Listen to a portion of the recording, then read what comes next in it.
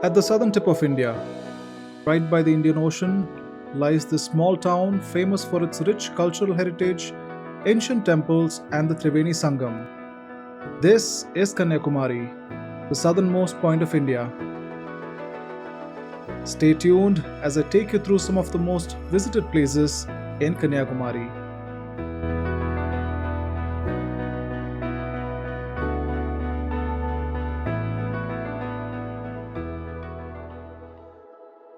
This is day 6 of our 3,200 km South India coastal ride. And if you've been following along, you know the road here has been nothing short of insane. We travel through scenic landscapes, cities and beaches as we head to Kanyakumari.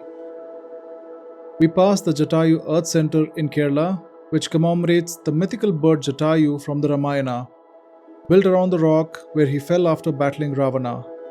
But today, our destination is Kanyakumari.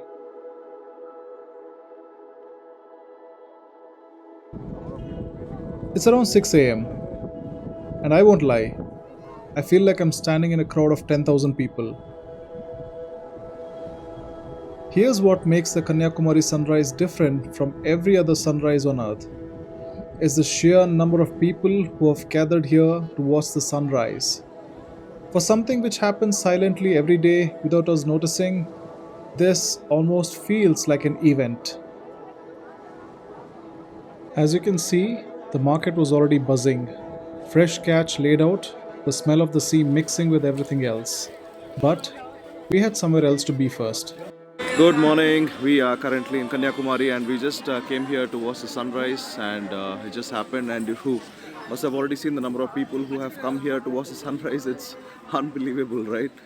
Something that we frequently see even at our homes or when outside, but when so many people come here to do one common thing, that's just to watch the sunrise, it's just a beautiful event.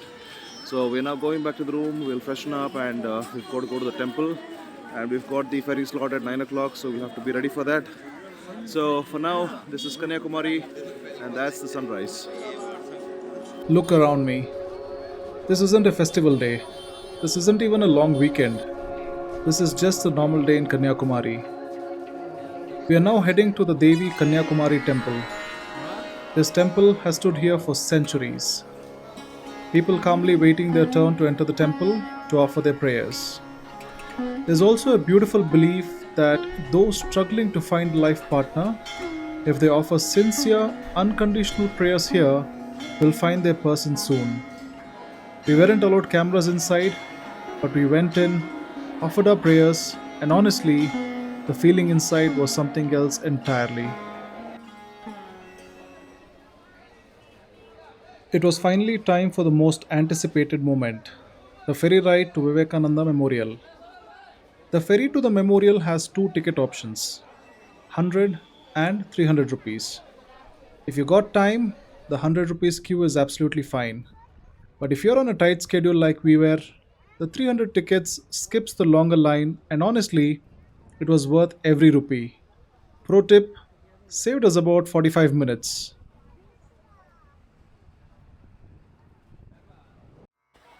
You see those two rocks sitting in the middle of the ocean?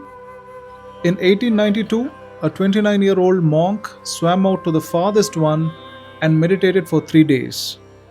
When he came back to the shore, he had a vision for the soul of an entire nation.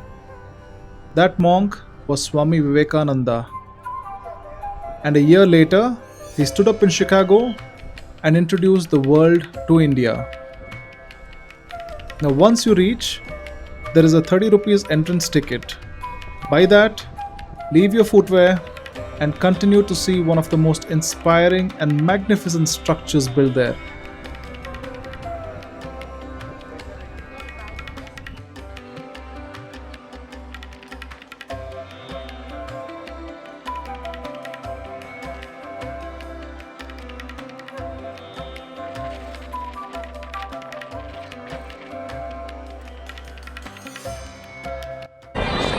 We're finally at the Kanyakumari Vivekananda Memorial, and behind us is the Thiruvalluvar statue. So we managed to get here early. So that's the temple, one of the temples, and that is where the Vivekananda Memorial is. It's really windy and really hot. But the place is just bustling with people, so much of energy. So we've got so many people out here. The ferry is always full.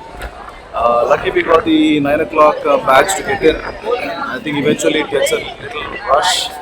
So beautiful place, and we still yet to go into the Vivekananda Memorial. We'll be going there, and post that we'll be going to watch the Thiruvalluvar statue. So Kanyakumari it is, beautiful as always. This is my second visit here, so I'm really happy and glad that I was able to make it for the second time.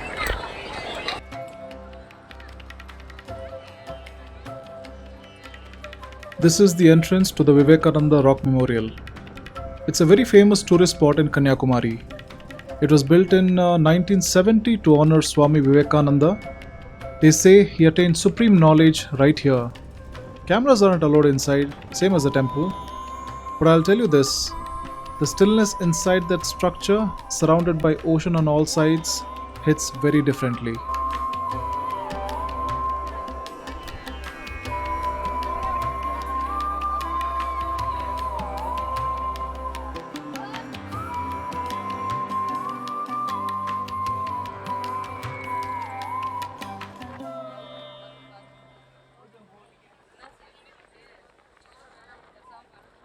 At the Shripada mandapam, there's also a sacred footprint of Devi Kanyakumari enshrined here, the same goddess from the temple on the shore.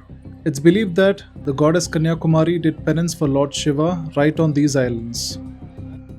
Okay, from the spiritual to the slightly terrifying. Kanyakumari now has a glass bridge, and I don't care how brave you are, looking straight down through your feet at the ocean below does something to your nervous system. It's relatively new, it draws a completely different crowd, and honestly, the view from out here, with the statue on one side, the memorial on the other, and the horizon ahead, is one of the best frames I've seen on this side.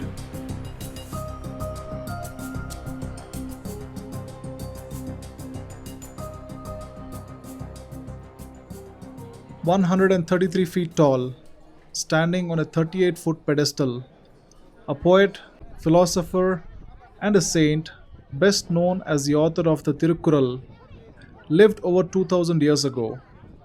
His words on ethics, love, and governance are still quoted in Tamil households today. There he stands in the middle of the three oceans, like he never left." This is where the Bay of Bengal, the Arabian Sea, and the Indian Ocean meet. And you can actually feel the current shift around us, like the ocean itself is unsettled, trying to figure out whose water this is. The technical name for this meeting point is Triveni Sangam, the sacred confluence, and Kanyakumari is one of the very few places on earth where you can see it from the land.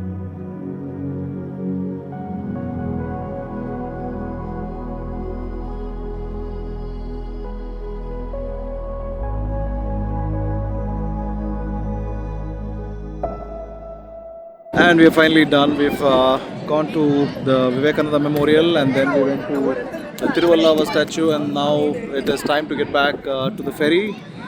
We have to check out in 1 hour, and then we'll have to head back to Rameshwaram, which is I think around 7 hours ride according to Google Maps today, but not really sure how exactly it will turn out.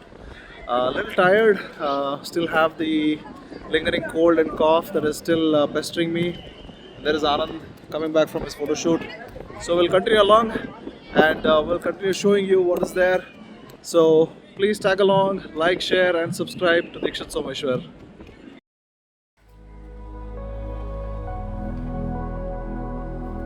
The previous evening, we had arrived just in time to catch the beach at golden hour, and it was a completely different world.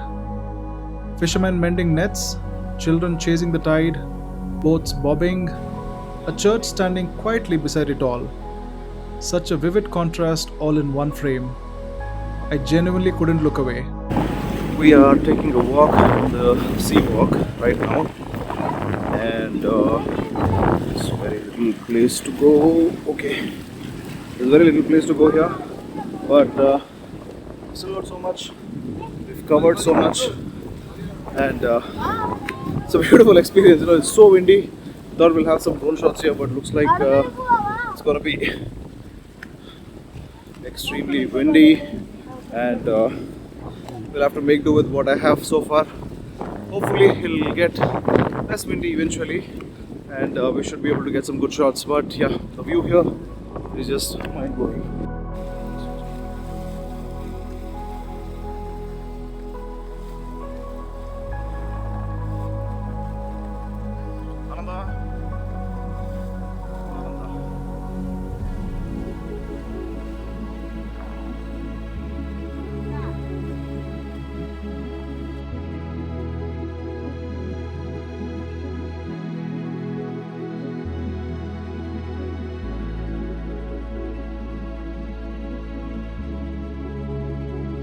We got some drone shots in as the lights faded, and then the rock memorial lit up against the dark sky. I don't have the words for that view. Some things you just have to see. After about 1,500 kilometers of coastline, this was one of the moments the whole ride felt worth it.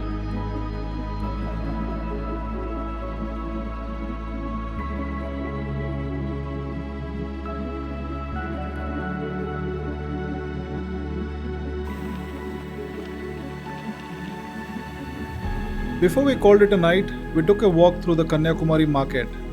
And if you're ever here, don't skip this.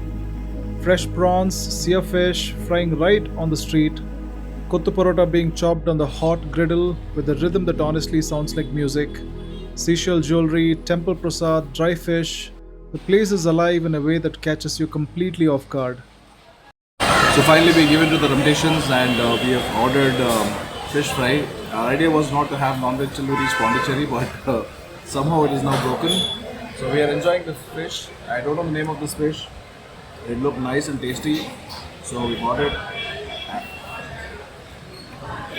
You sprinkle a little bit of lemon on top of it and eat it, you will love it. So to go with that, we ordered a plate of paratha, and that's our dinner for today. And the next thing is to do is go to room, take medicine and take good rest, so that we're fresh and feeling better tomorrow. So see you tomorrow. And just like that, Kanyakumari was behind us. Day 7, 1,500 kilometers in, and this is what it all led to. A small town at the edge of India that somehow holds more stories, more faith, and more beauty than places 10 times its size. Next stop, Rameshwaram. And if you think Kanyakumari was something, just wait. If you've enjoyed this one, hit like, subscribe if you're new, and drop a comment. Which spot here would you visit first? The sunrise, the memorial, or that slightly terrifying glass bridge? Until the next one, this is Dikshit Someshwar, your travel partner, signing off.